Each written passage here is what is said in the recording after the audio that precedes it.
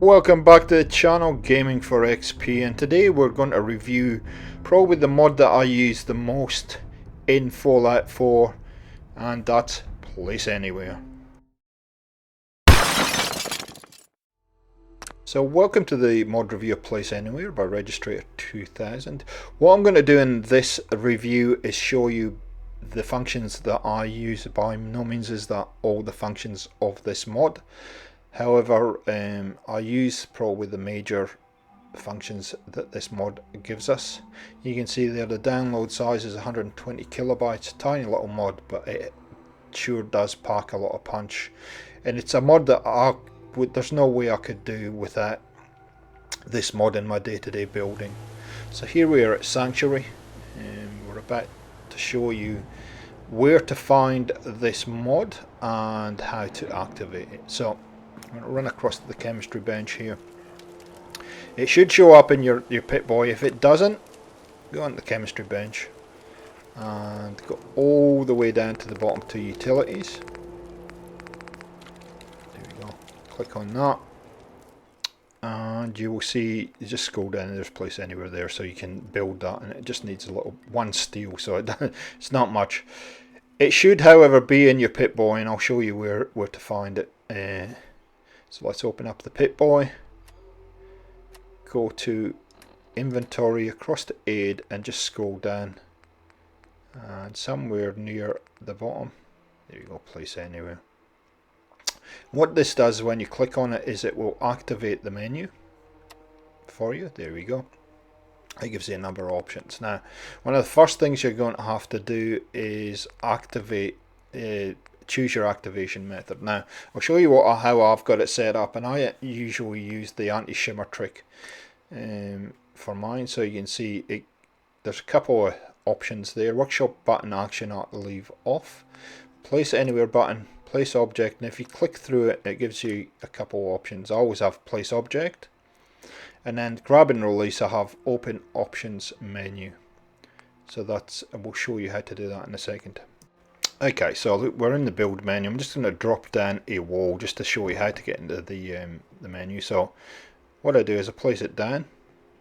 Hello Sturgis, how are you, mate? You good? Yep. Ooh, Cosgrove likes this too. Everybody's interested in this wall. So what I generally do is I'll click on this wall. So use the select button like that, then use the cancel button, and it opens up the menu, and you can see you've got a whole lot of options available to you, and this will work every single time to get into the menus. So let's have a look at the couple of things. So you can see I don't use physics, I don't use objects properties, I generally just use settings, position, scaling.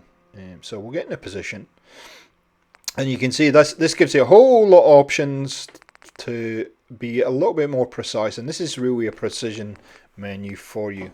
I don't use it a lot. Occasionally I will. We'll just get into it. If you want to read that, just stop it. So what this effectively does, and you can see I've picked the move down, you can nudge it up and down, left and right, you can rotate, you can do all kinds of stuff with this one. And this is really, like I said, if you wanted to get something into position and want to be very precise, you can do that. So what else can we do? Well, you can rotate left, you can rotate right, you can move it forwards and backwards, etc. So lots of flexibility. You can see it just angles it. However, there is one thing you can do. You can see that's only really moving it by one step at a time. So you can actually adjust that by just clicking on step size, and you can see I've now shifted that to 5. So effectively that's going to move things a lot quicker. So you can see how that's moving much quicker up and down. And so there's a number of options, up to 10 and then half, 0.1 and 0.5. So a whole lot of options of how you can get things into position very precisely.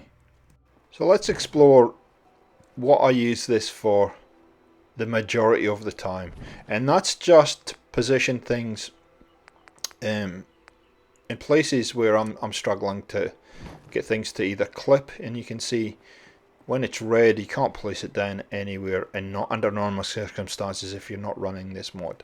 However, with place anywhere, you can place your object anywhere, as the mod says, and it's a pretty simple concept. So let's look at how we do that.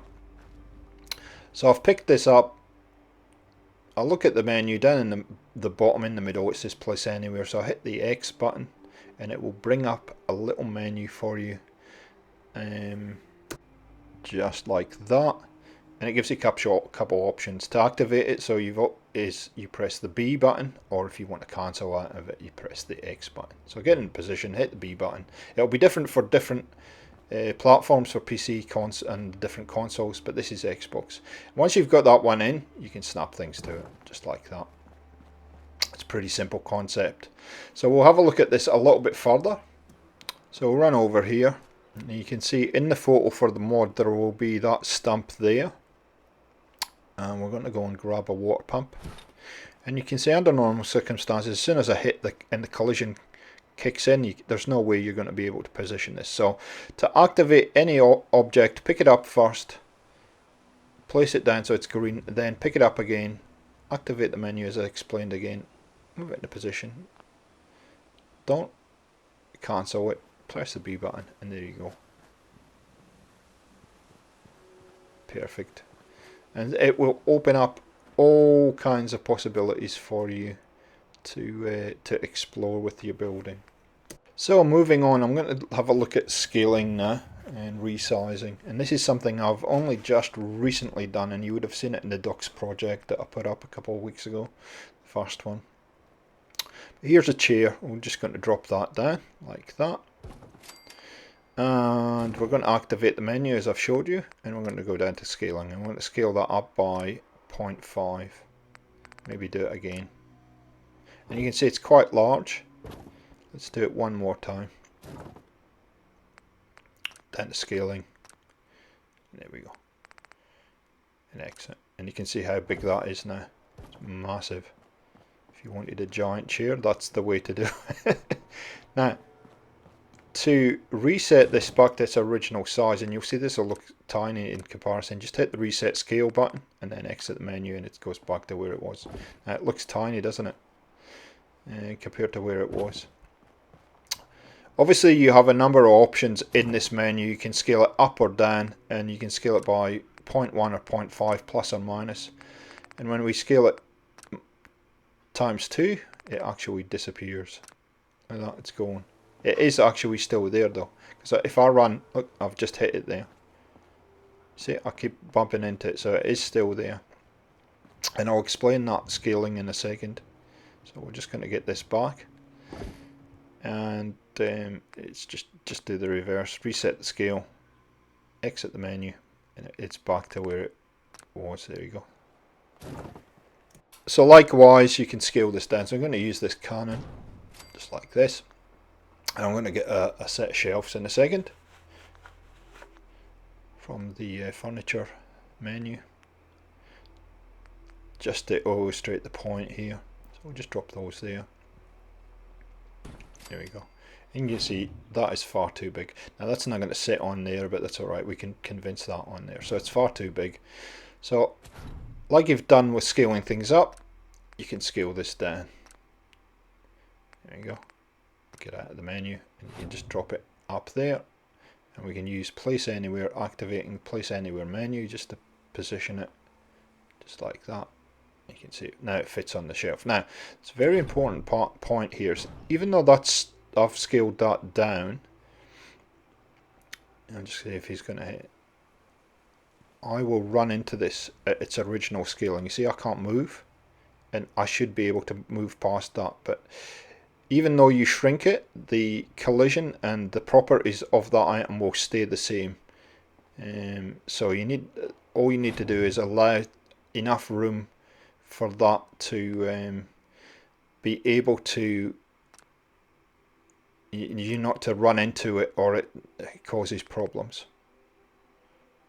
Hope that makes sense. So moving on, we have a shack end cap, and I want to use that as a divider in the workshop, but see how that's flicking up and it's carrying on, and sometimes you'll get this problem happening. See, like that, keeps flicking up.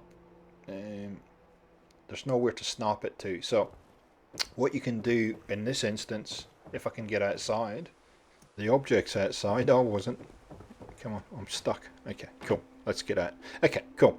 So what you can do in that instance, and it will happen a few times, is, okay, so activate the menu and you go down to settings and go to global collision and click on global collision. Now it gives you a couple options. You can pause that and read that at your leisure. Or you generally use the top one. You can switch global collision off for the next placement, the game session, or always. I use the top one because I forget that I've got it switched off. I only generally need it in very limited situations within the game and when I'm building, so I only generally need one object. So how this works is, so I've switched it off now. What you have to do is pick the object up as you would normally do place anywhere, activate the place anywhere menu, and you can see now that's not flicking up anymore. Put it into position, activate it into position. Now I will prove with anti-shimmer, I'll prove that that's actually switched back on. Go back into settings and you can see global collision switched back on because I've used it for one placement. If you don't place it using the place anywhere menu, it can remain off until you do. Now, one of the other things that tends to happen as well is that the global collision might switch off, but it will continue to give you problems. So what you can also do in that situation, or it will try and snap to things, is switch off global collision and also switch off general snapping and put it into place. And you can see it won't snap anywhere, it won't ride up anywhere, it will just put exactly where you want it to. And it is a great tool to just get yourself out of jail a lot of the time. See, it will not snap to anything at this point. So I'm just going to place it down there. Now, I would say if you're going to do this, make sure that you go back into the menu and switch snapping back on. I've done that a few things, and if you don't, it'll catch you out, I can guarantee. So I'm just going to, because that won't it's on an on or off button. There's no activation to switch it on and off by using objects. So there you go, guys, that's Place Anywhere. I hope it's useful, this mod review. I love this mod. This mod just helps me so much. You know, it stops you from spending hours and hours trying to get the pillar or the rugs or whatever else to help you place things. I know there are a number of people that are a little bit anti-Place Anywhere. I love the mod. Couldn't build without it. And it just saves me so much stress and time. So I hope you've enjoyed this, guys. Thanks for supporting the channel, and we'll catch you next time.